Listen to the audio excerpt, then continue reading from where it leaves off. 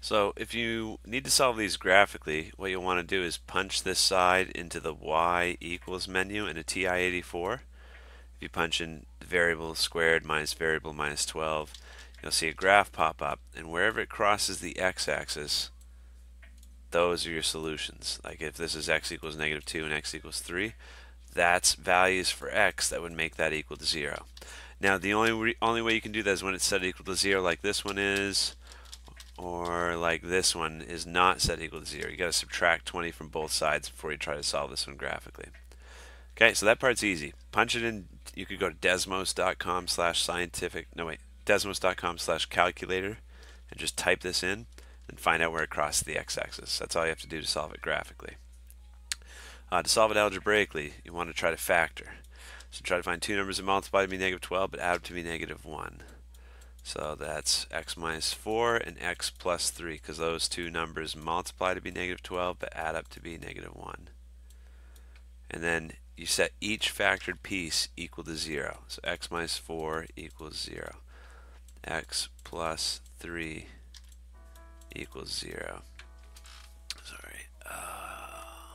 There we go. And then once you solve those, you'll get x equals 4 for this one for a solution, and you'll get x equals -3. So that's where it should cross the x-axis on those graphs.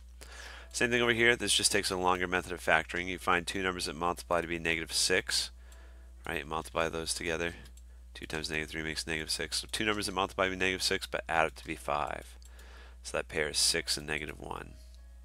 And so you rewrite the middle term with the x plus 6x and the minus x, right? The positive 6 and the -1, and then you factor by grouping. So you would take whatever you can out of these first two terms. I can take out a 2x, then take out whatever you can out of these last two. You can take out a -1. And then the last step is to notice that you've got two parentheses that are the same, so you can factor out one of those parentheses, and then the 2x minus 1 is left over. Okay, so if that was tough, you want to search for videos factoring trinomials where a is not equal to 1. A is the leading coefficient. Okay, so that's what you want to type in. But same thing as what we did over here. You set each factored piece equal to 0 and solve. And I'll leave it there. You know how to solve it from there. And then on this last one, let's distribute that x, and we'll put it in that regular form of a quadratic. I'm going to subtract that 20 from both sides to set it equal to 0. And now this needs the longer method of factoring that we just did above. So 3 times -20 makes -60. We need two numbers that multiply to be -60 but add up to be 11. Scientists have been working on this for years. They haven't found a solution, but I have. It's 15 and -4, because 15 times -4 makes -60. 15 plus -4 makes 11.